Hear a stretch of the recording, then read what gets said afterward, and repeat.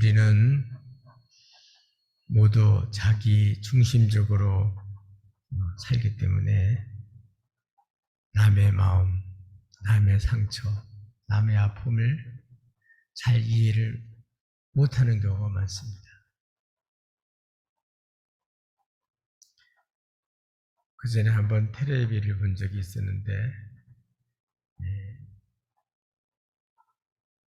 엄마가 바느질 하다가 손에 찔린 거, 피가 나요. 아예 아파.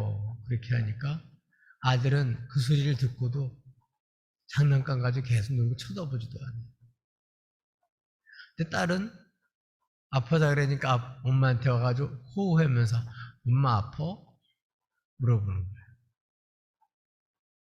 그러니까 이 딸이 아들보다 엄마의 아픔을 이해하는 거예요. 나이는 비슷한데 그 이해하고 엄마한테 이렇게 호하면서 아픔을 공감하는 거죠.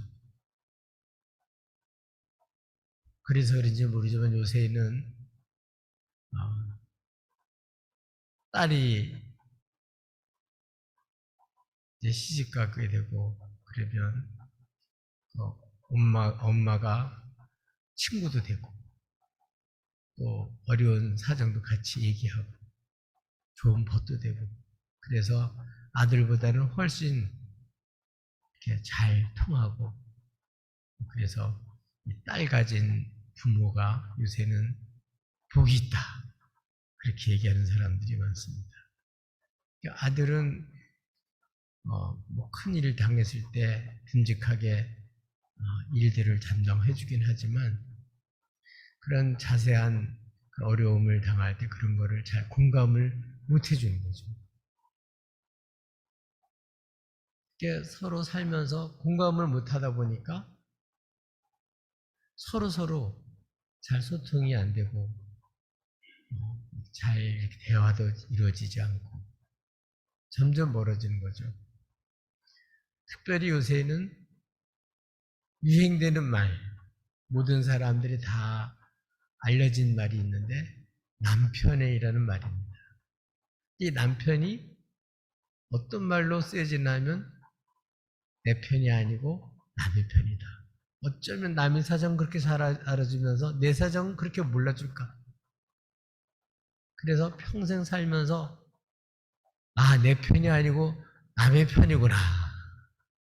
가장 가까운 부분인데도 이렇게 자기의 고통을 몰라주고 아픔을 몰라주고 괴로움을 몰라주고 무관심한 어쩌면 관심이 있는데도 불구하고 관심을 잘 공감을 못하는 그런 남편 때문에 소갈이라는 아내들이 그렇게 지어낸 말거든. 남의 편이다. 남편만 그럴까요? 아내는 뭐라고 그럴지 아직 잘 모르겠어요. 그런 말은 안 만들어진 것 같아요.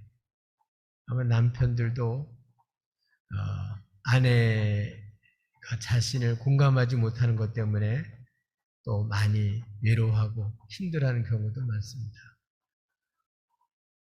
여자들은 말하는 게 좀 다르게 이렇게 솔직하게 말하면 좋은데 고단수로 말하니까 남자들이 여자의 말을 잘 알아듣기가 어려워요. 쉽게 말하면 좋을 텐데 예를 든다면 휴게소를 가요. 차를 타고 가는데 여보 목 말라? 나 목가 안 말라.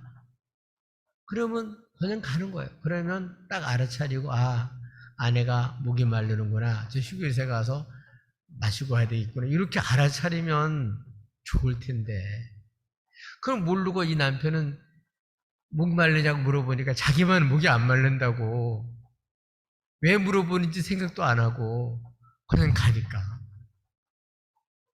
답답한 거죠. 그래서 그냥 지나가니까 이 무심한 남편아. 그래서 굉장히 그렇게 참 어려움을 겪는 대화에서 어려움을 겪는 경우가 많습니다. 잘 공감하는 공감 능력이 떨어져서 그렇게 되는 거죠. 우리가 살아가면서 참 다른 사람의 아픔, 고통, 그런 부르짖는 소리 여기에 좀 기울 기우면 좋은데 자기 살기도 바쁘니까, 자기 할 일도 바쁘니까 그거를 돌아볼 여력을 갖지를 못해요. 그러다 보니까 가장 가까이 있어야 될 사람, 가장 가까운 사람이 너무도 멀고 먼 당신일 수가 있습니다. 그만큼 자기 중심적이라는 거죠. 그래 남의 사정을 잘 알지를 못합니다. 그래서 대화를 해도 자기 중심적으로 대화를 하다 보니까 함께 말하는 사람들의 그 질문과 대답의 그 의미를 잘 모르는 거예요. 특별히 여자들보다는 남자들이 더 그렇고, 또 여자들은 좀 그런 남편을 알고 잘 알아서 솔직하게 좀 말해주면 쉬울 텐데, 그걸 말하지 않으니까 그걸 못 알아채는 거예요. 설거지 해놓고 나가 그러면 꼭 설거지만 하지 방 청소는 안 하거든요. 그러니까 이게 잘 통하지가 않죠. 우리 신앙생활에도 마찬가지입니다. 예수님 잘 믿으면서 그전에 어떤 분을 보니까 자기는 교회 권사인데, 우리 교회는 교인은 아닌데 한번 이렇게 교회에 나온 적이 있던 사람이 있습니다. 권사님이에요. 며느리는 하나님을 모르는 사람이에요. 근데 자기만 교회 가고 며느리는 집에서 일만 해야 돼, 일만.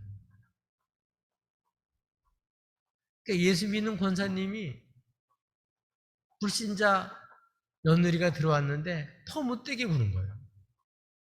일만 시키고 부려먹으려고만 그러고 자기밖에 모르니까.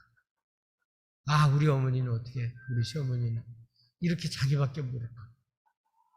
그래서 예수 믿는 집에 들어온 자녀들이 더 행복하고 더 이렇게 사랑이 많을 줄 알았는데, 그게 안 되는 거예요. 교인들 간의 관계만 그런 것이 아니고 믿음의 식구들 사이에서도 그런 경우가 참 많이 있습니다. 여러분, 아브라함 그리고 아브라함 사례 같은 경우는 믿음으로 출발하는 사람들이죠. 하나님께 부름 받아서 이분들이 하나의 약속을 받고 시작한 사람들인데, 이 집안 식구들도 보면 잘 안 통해요. 그래서 오늘 성경에 보면 그 집에 종으로 있던 여종 하갈이 너무 고통스러워서 도망가죠. 믿음의 집에, 축복의 집안에 들어왔는데 못 살고 도망가 버려요.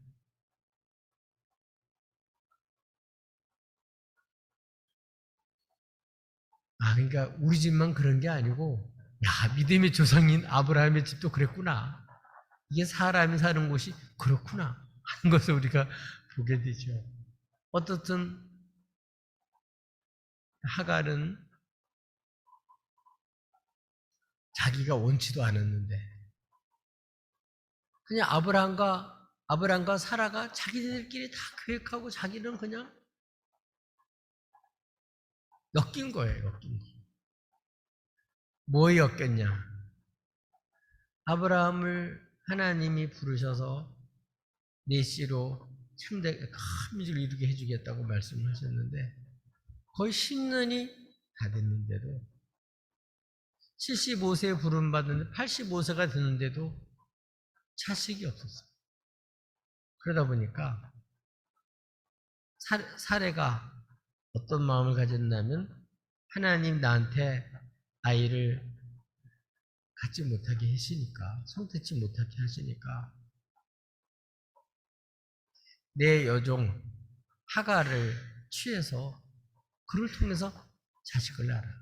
지금으로 말하면 그 하갈을 대리모로 그렇게 삼자. 그런 얘기를 합니다. 아브라함 분명히 그 몸에서 날짜가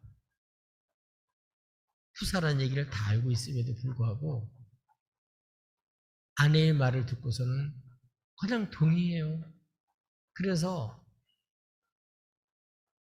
이 사라의 여종 하갈은 젊은 애죠. 가정이 얼마나 못 살았는지 모르지만 어떻든 종으로 오게 된 거예요. 몸종으로.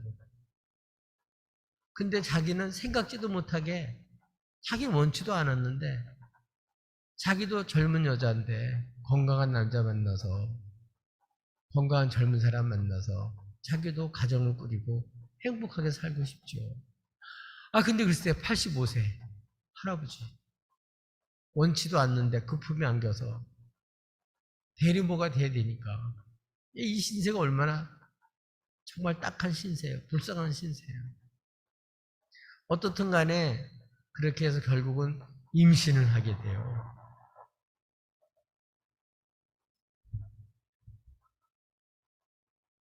근데요, 여자의 마음, 사라의 마음이 참 간사해요. 그전에는 사라가 시키는 대로 아주 순종을 잘했는데 그냥 나를 걷어주는 것만 해도 고맙고 늘 존경스럽고 늘 그냥 하늘처럼 생각했는데 자기 몸에서 딱 아이가 잉태니까 어떤 마음이 들었나 하면 은근히 자기 주인 사례를 멸시하는 생각이 드는 거예요. 왜 멸시해요? 아이도 못 갖는 게. 그리고 자기가 은근히 종인 신분을 잊어버리고 자기가 마치 아브라함의 주인처럼 행세를 하는 거예요. 그러니 사례가 그 꼴을 볼 수 있겠어요?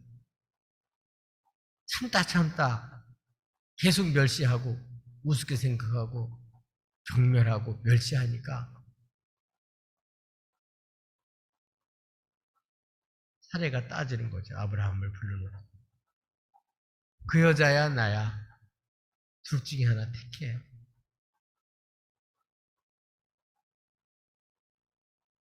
그러니까 할 수 없이 부인 말을 듣고 당신이 보기에 당신 원하는 대로 해라. 허락을 받은 다음에는 사례가 딱 변해요. 그래서 그때부터 뭐 하죠? 괄시하죠. 학대를 시작합니다. 견제다. 이제는 못 살겠으니까 이제 도망을 했어요. 그래서 이렇게 아브라함도 그때에 자기 편을 안 들어주고 자기 주인은 벌써 대직자가 돼서 자기 그냥 완전히 적대가 돼서 자기를 이제는 막 학대도 할 말도 없고 누구 하나 자기의 그 아픈 사정을 들어줄 사람도 없고 말할 사람도 없고 자기는 고통을 당해도 이제는 아무도 들어줄 사람이 없는 거예요. 견디다 못해가지고 도망을 했어요. 그래서 오늘 본문에 있는 내용은 하나님은 이렇게 고통 속에 부르짖는 사람들에게 어떻게 응답하시는지를 말씀해 주고 있습니다. 여러분은 어떤 고통 속에 있나요? 어떤 아픔을 갖고 있나요? 어떤 힘든 일을 겪고 있으신가요?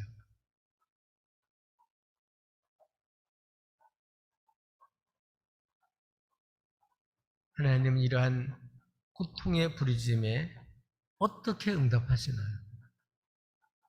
우리 하나님 앞에 이렇게 하나님이 이렇게 고통에 응답하시는 것을 바로 알고 우리 하갈처럼 새롭게 살아가는 그러한 복된 삶이 되시기를 예수님의 이름으로 축복합니다. 그럼 하나님은 고통의 부르짖음에 어떻게 응답하실까요?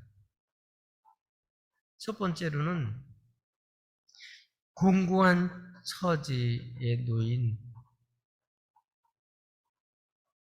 이러한 사람들을 찾아오셔서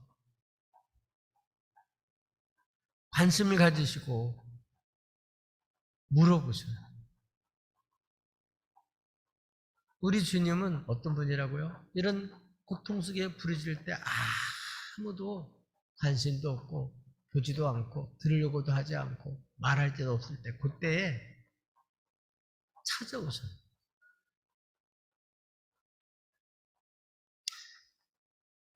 하갈이 아브라함 집에서 도망쳐서 자기 고향 애굽 쪽으로 도망가다가 광야 샘물 곁 술길 샘 곁에 거기 있었는데 거기에 여호와의 사자가 나타났어요. 집에서도 누구 하나 자기의 억울한 사정과 답답한 일과 고통당하는 것을 보는 사람도 없고 듣는 사람도 없고 관심 갖는 사람도 없는데 도망가서 완전히 사람들도 모르는 그 광야길에서 방황하다가 그 샘 곁에 그 오아시스니까 거기 있는 동안에 여호와의 사자가 그에게 나타나셨습니다. 찾아오셨어요. 아무도 관심 갖지 않는데 하나님이 보시고 관심 가지시고 묻지도 않았는데 주님이 물어보신 거예요. 뭐라고 그러시죠? 8절에 기록된 거 보니까 사레의 여종 하가라. 이름을 불러주는 거예요. 자기가 누군지를 알아주는 거예요. 사라의 여종 하가라. 그리고서 네가 어디서 왔으며 어디로 가느냐 물어보신 거예요.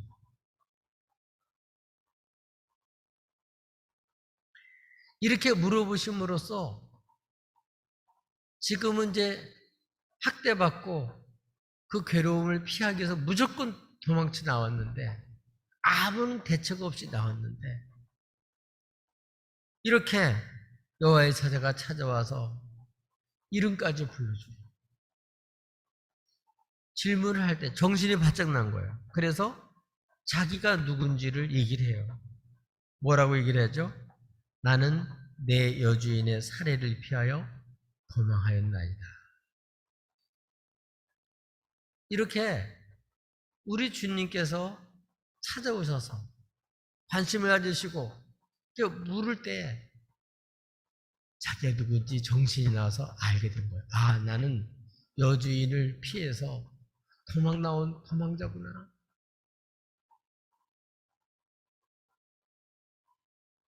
자기가 누군 줄 알게 됐어요.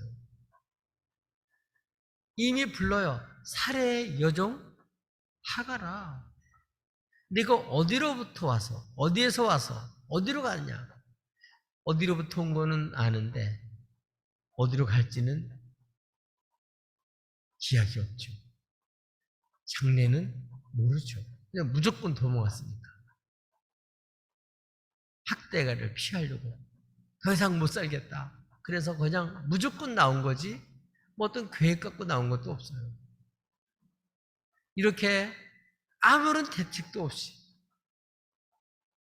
살 수가 없어서 학대를 견디다 못해가지고 이렇게 도망 나온 자신임을 알게 됐는데 자기 누구라고요? 살해의 유족이라는 사실을 다시 한번 느끼게 됩니다. 이전에는 살해 여종으로 있을 때는 아무런 문제가 없었잖아요. 근데 아이를 갖자 본인이 주인을 멸시하면서부터 문제가 생긴 거죠. 그 전까지는 다 아브라함이 문제고 그 전까지는 다 살해 여주인이 문제지 나는 억울해. 나는 속상해. 내가 이 꼴이 뭐야. 남의 계획 속에 나는 엮여가지고 내가 이 생고생을 내가 해야 돼? 도저히 이해가 안 됐어. 그런데 주의 사자를 만나서 질문에 대답을 하다 보니까 내가 누군지를 알게 된 거예요. 아, 내가 살해 여종이지. 살해 여종은 하갈이지. 그 위치를, 자리를 지키고 있었더라면 내가 가정에서 사랑받고 이 꼴은 안 당할 텐데. 그 전까지 누구만 나빠요? 네, 주인, 여주인, 사례가 나쁘죠. 이럴 수가 있나? 같은 여자인데. 또 아브라함, 아이고 진짜 뭐 같아. 어쩌면 그렇게 자기 아이를 가졌는데도 등신처럼 자기 아내의 말만 듣고 내 말을 안 들어. 자기 입장에서 생각하는 거죠. 그러니까 아브라함도 문제, 사라도 문제, 나만 억울해.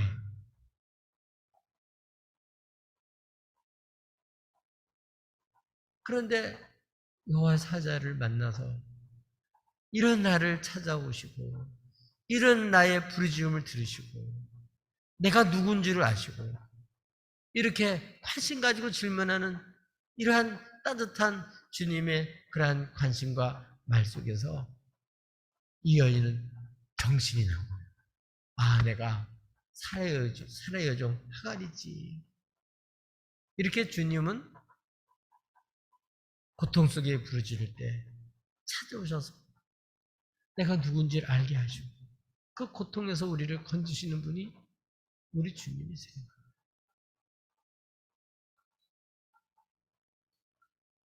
죄로 인해서 유리방랑하면서 어찌 살아야 될지 모르는 정말 이렇게 저주받은 인생을 살던 우리들에게 하나님은 사랑하셔서 이 여호와의 사자처럼 하나의 아들 예수 그리스도를 보내주셨지. 그래서 우리가 당하는 사람이 되셔서 우리가 당하는 질고와 우리가 당하는 배신과 우리 연약함을 당하는 목마름과 배고픔과 굶주림과 모든 것을 다 죄인들이 겪는 아픔을 대신 다 겪으셨어요. 우리 사람은 모르는 것이 하나도 없으신 분이세요. 얼마나 사랑하면 하나님이 사람이 되셨을까? 우리의 모든 고통에 함께 하시고 우리들의 가는 길에 함께 하시고 우리의 처지를 너무도 잘 아시고 그래서 하나님이시기 때문에 다 아실 뿐만 아니라 아예 사람이 되셔서 우리 처지가 되셔서 우리가 겪는 모든 아픔과 슬픔과 그 불안함과 고통을 다 겪으셨어요. 우리 주님도 이 땅에 계실 동안에 통곡함을 오셨고 우리 주님은 정말 이렇게 사람들이 그러한 하나님을 대적하는 잘못된 그런 삶을 살아가는 불의에 대해서 주님은 성전에서 그냥 열이 나셔가지고 성전에 있는 모든 매매하는 사람들을 쫓아보내고 그 상을 둘러엎으시고 어찌하여 만민이 기도하는 집을 강도의 소굴로 만들었냐. 정말 이렇게 불을 토해 놓으셨던 우리 주님이시죠. 우리가 겪는 모든 것을 겪으시고 그래서 우리의 모든 부르짖음을 다 들으시는 분, 우리의 속사정을 모르는 것이 하나도 없으신 분, 우리를 지으셔서 아실 뿐만 아니라 친히 사람이 되셔서 죄 아래서 고통당하는 우리들의 모든 그런 것을 다 겪으셔서 거기서 우리를 건져주러 오신 분이 우리 주님이세요. 주님 만나기 전에는 우리가 하갈처럼 나만 억울해, 나만. 나는 희생양이야. 모든 게 사회가 불의해. 나만 억울하다고 내 중심으로 생각한다. 그래서 부자들도 싫고 힘 있는 사람도 싫고 잘 되는 사람도 싫고 근데 나를 위해서 십자가 달리신 주님을 쏟아보면 회개가 돼요. 나를 사랑하셔서 말구에 태어나신 주님을 보면 회개가 돼요. 십자가에 죽기까지 살아가는 주님을 보면 더 마음이 이런 난 뭔데 나를 이런 나를 버리지 않고 포기하지 않고 사랑하시는지 더 알게 돼요. 여러분 어떤 고통을 당하고 계신가요? 바로 이러한 고통 속에 있는 우리를 찾아오셔서 우리의 부르짖는 들으시고 우리를 거기서 건지러 오신 분이 주님이세요. 올해 이런 고통 중에 부르짖는 이런 우리를 찾아오셔서 만나서 말씀하신 주의 말씀을 들고 여러분 다시 한번 우리가 어떻게 살아야 될지를 바르게 아는 축복된 그런 해가 되시기를 주님의 이름으로 축복합니다. 이 땅에 살면서 이렇게 나의 위치, 내가 어디에서 살아야 되고 내가 어떻게 살아야 될지를 내가 누군지를 알게 된다는 자체가 얼마나 큰 축복인지 모릅니다.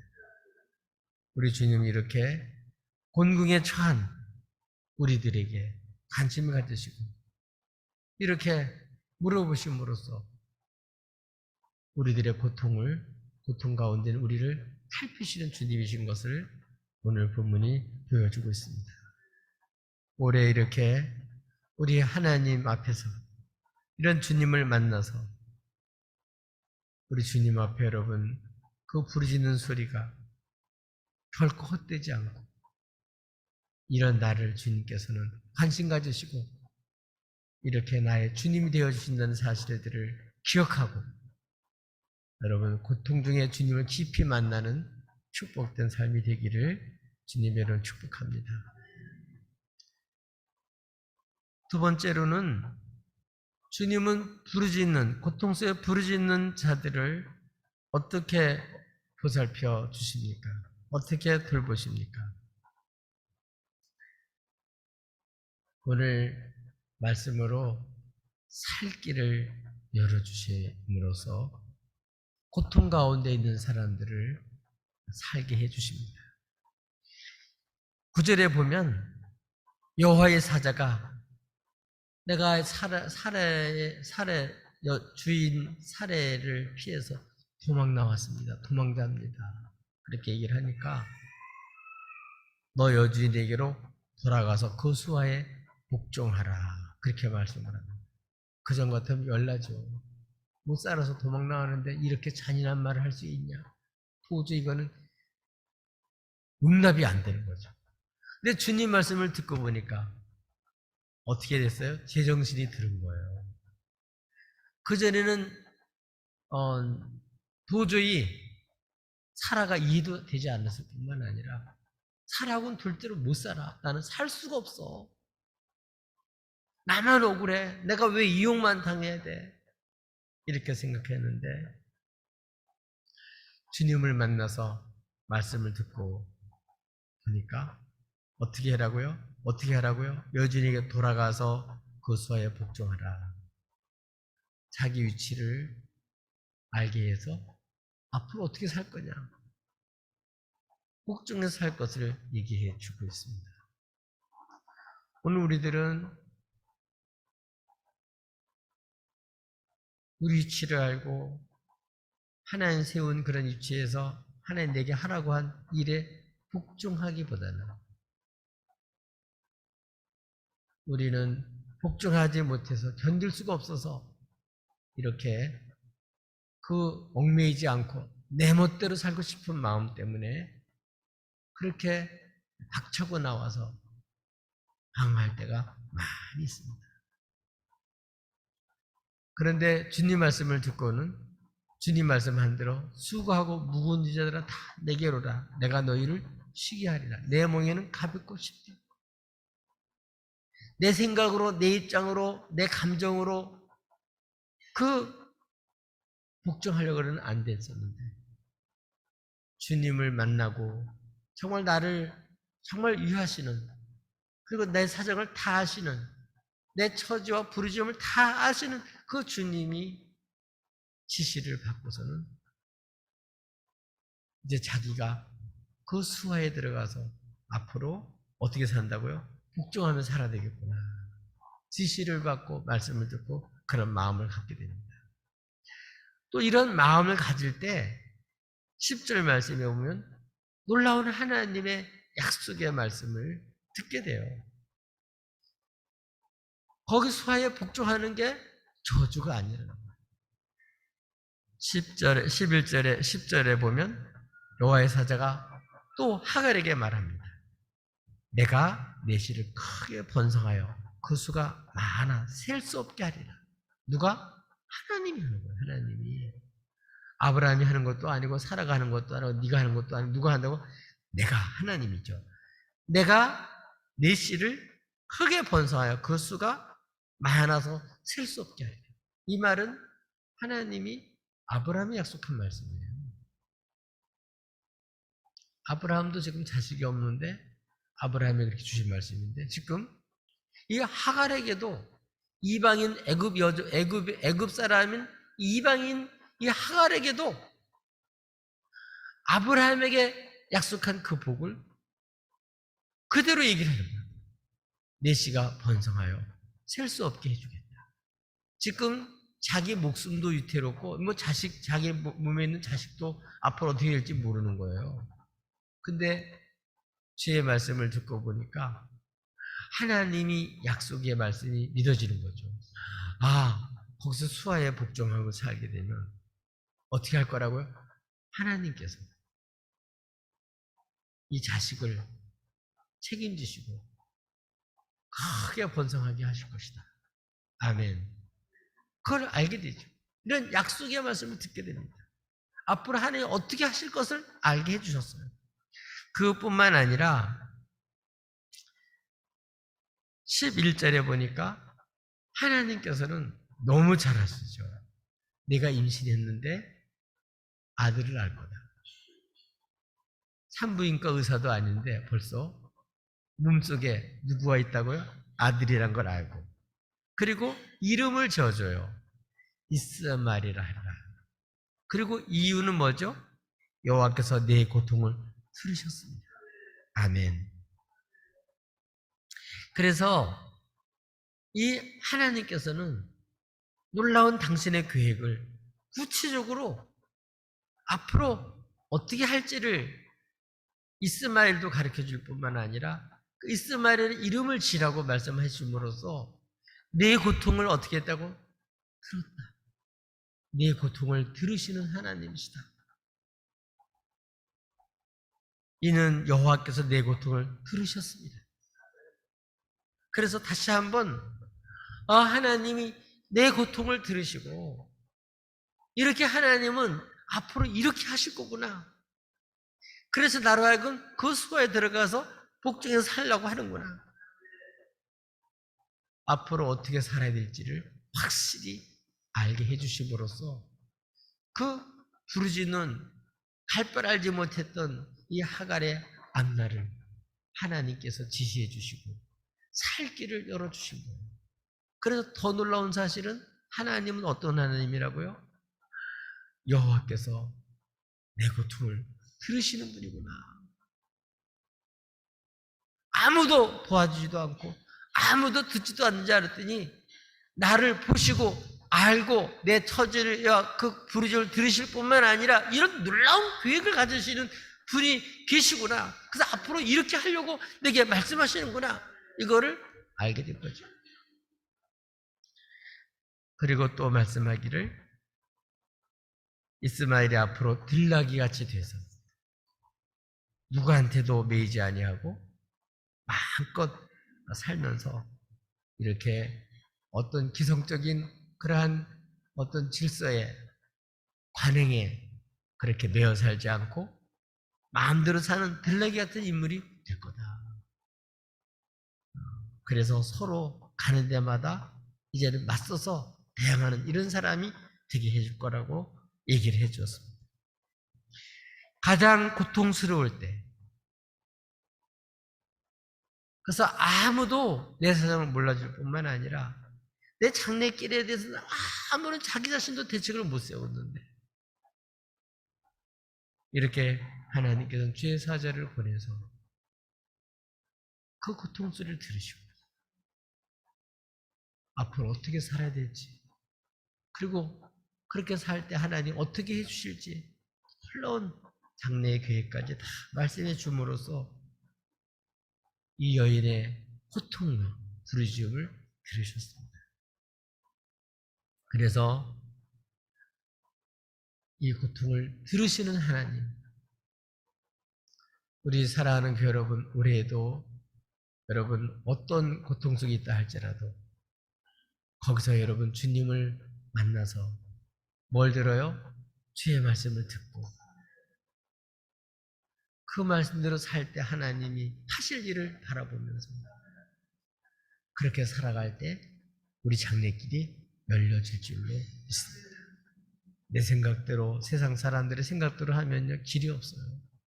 그러나 여러분 진짜 우리 살아계신 하나님은 이렇게 놀라운 계획을 가지시고 우리에게 살 길을 제시해 주셔요. 그 말씀대로 살면 번성하고 또 창대하게 되고 한 약속한 대로 하나님이 정말 우리의 그 부르짖음을 들으시고 나로는 해결할 수 없지만 하나님으로 말미암아 이렇게 놀라운 그런 계획을 가지시고 우리 문제를 해결해 주실 줄로 믿습니다. 올해 주님 말씀 듣고 이렇게 앞으로 이렇게 살아야 되겠구나. 이제 내가 원래 돌아가서 해야 될 것이 이곳이구나. 내가 해야 될 일이 이구나. 내가 이와 같이 복종한 앞으로 이렇게 살아야 되겠구나. 주님 말씀 듣고 주의 말씀에 복종해서 이제는 여러분 하나님 예비하신 복된 삶을 살아가시기를 예수님의 이름으로 축복합니다. 세 번째로는 고통 가운데 부르짖는 소리를 들으시고 어떻게 하나님께서는 살펴주십니까? 주님의 증인이 되게 해 주십니다. 하갈이 자기에게 이렇게 관심 가지시고 질문해 주시고 또 앞으로 어떻게 살라고 말씀해 주시는 주님이 여호와의 사자의 말을 듣고 처음으로 성경에서 하나님의 이름을 사람이 지었어요. 원래는 높은 사람, 낮은 사람 이름을 짓는 거죠. 근데 너무 감격이 돼가지고 하나님의 이름을 자기가 지었어요. 그 이름이 뭐죠? 나를 살피시는 하나님이시다. 살핀다는 건 보살핀다는 거예요. 하나님 누구라고요? 나를 살피시는 하나님이시구나. 아멘. 그리고 더 놀라운 사실은 그 나를 살피시는 하나님, 그 하나님은 나를 계속 보고 계시고 내 처지 형편을 다 아시고 계시고 앞으로도 하나님 어떻게 할지를 다 계획하신 분이세요. 이런 분일 뿐만 아니라 더 놀라운 사실은 나 같은 도망자가 나 같은 죄인이 어떻게 이런 주님을 배울 수 있을꼬? 살피신 주님을 배울 수 있을꼬? 하나님을 만나면 죽어야 되는데 하나님은 나 같은 자를 만나주시고 내가 주님을 볼 수 있게 알 수 있게 해주셨구나. 이 은혜를 깊이 깨달았습니다. 그래서 감격 속에서 여호와 이름을 나를 살피시는 하나님이라 이렇게 짓고 내가 어떻게 여기서 나를 살피시는 하나님을 배우는 이 고통 가운데 하나님을 배우는 거죠. 그리고 잊지 않으려고 그 자기를 만나주신 샘을 브엘라헬 로이라고 이름을 줬는데 이것은 살아계신 하나님, 살아계신 하나님의 운물이라고 하는 저 살아계신 주님을 내가 여기서 만나 뵌 운물이라고 이렇게 기념하는 사람이 되었습니다. 그리고 더 놀라운 사실은 이 말씀을 듣고 어떻게 할까요? 하갈이 순종해요. 그래서 아브라함 집에 들어가서 아들을 낳았는데 하갈이 낳은 아들 이름을 이스마엘이라고 줬어요. 이건 어떤 얘기일까요? 하갈이 자기를 살피시는 하나님, 나 같은 사람이 도망자가 하나님을 볼 수 있도록 하나님을 뵐 수 있도록 나 같은 사람을 만나주신 하나님, 그 하나님은 어떤 하나님이라고요? 고통 가운데서 들으시는 하나님이시다. 그래서 이스마엘이라고 했는데 그거를 아브라함에게도 사라에게도 말했으니까 이름을 그대로 이스마엘이라고 했어. 이거는 뭘 말하면 하나님 말씀대로 그 고통에서 들으시는 증표가 된 거죠. 그 이름을 이스마엘이라 이렇게 하게 됐습니다. 더 놀라운 사실은 아브라함과 사레는 한 약속을 받았음에도 불구하고 현실에서 10년이 지났는데도 이루어지지 않으니까 그걸 못 기다리고 인간의 방법으로 대리물을 써서 이렇게 하갈을 종으로 삼아서 계획을 세웠는데 이 계획은 완전히 수포가 된 거죠. 오히려 그들에게 이 이방 여인이 말합니다. 하나님은 고통의 소리를 들으시는 하나님이다. 누구한테 말하는 거라고? 이방 여인임에도 불구하고 믿음의 조상이라고 하는 아브람과 사라에게 말하는 거예요. 그 얘기를 들었을 때 아브람과 사라는 어떤 마음을 가졌을까요? 맞아. 하나님은 고통 소리를 들으시는데 내가 더 부르짖고 간구해야 되는데 내가 어찌 우리들이 기다리지를 못하고 이러한 술수를 써가지고 이렇게 우리 집에 분란을 일으키고 내가 하나님을 신뢰하지 못하고 이렇게 잘못된 삶을 살았나. 아마 이스마엘 부를 때마다 뜻이 뭐라고요? 여호와 하나님은 고통의 소리를 들으시는 하나님이다. 그거를 86세 때 아들을 낳아서 이름을 지었는데 100세가 될 때까지 14년을 이스마엘 뭘 깨워주는 거예요? 하나님은 고통의 소리를 들으시는 하나님이다. 안 듣는 것 같지만 진짜 듣는다. 하나님 들으신다. 그 사실을 이 하갈을 통해서 오히려 믿음의 조상이라고 하는 하나님의 축복을 받아야 될 이러한 사람들에게 이스마엘이라고 아들을 낳아서 부르게 함으로써 이렇게 하나님은 실제로 고통을 들으시는 하나님인 것을 증거한 것을 볼 수가 있습니다. 이때 나이가 아브라함이 86세였다. 아주 이거 날짜를 연도를 기록한 것은 아주 획기적인 아브라함 인생에서 어떤 변혁이 일어났다는 것을 말하는 거죠. 여러분, 우리들도 아브라함처럼 사례처럼 하나님의 약속이 들었지만 안 해질 것 같아서 믿지를 못해서 금방 포기한 건 아니죠. 10년 지나갔잖아요. 10년을 참았는데 언제까지 더 참아야 되냐. 언제까지 하나님이 이렇게 나를 약속만 해주시고 이루어지지 않나. 이런 것 때문에 이렇게 우리 마음에도 이렇게 하갈을 통해서 문제를 해결하고 싶은 하나님의 일을 내 생각과 내 방법으로 그냥 쉽게 더 하나님의 일을 이루려고 하지만 하나님의 일은 인간의 수단과 방법으로 성취가 안 돼요. 딱 때가 됐을 때 그는 하나님이 하실 일입니다. 사람이 할 수 있는 게 없어요. 하나님이 하실 일이지. 그렇기 때문에 우리들도 이스마엘을 부르면서 우리 고통 속에 하나님이 말씀이 이루어지지 않은 것 때문에 조급함만 갖지 말고 어떻게 하자고요? 하나님 분명히 고통의 소리를 들으시는 하나님이시다. 부르짖는 소리를 들으시는 하나님이시다. 밤낮 부르짖는 택한 소리를 듣지 아니겠느냐. 그러나 이 마지막 때 믿음을 보겠느냐. 아멘. 올해 여러분 혹시 하나님 말씀 듣고 은혜 받아서 살기로 마음 먹었었지만 사는 게 너무 힘들고 어려워서 오늘 사라처럼 아브라함처럼 인간의 수단 방법을 쓰다가 이렇게 곤경에 처해 있지는 않습니까?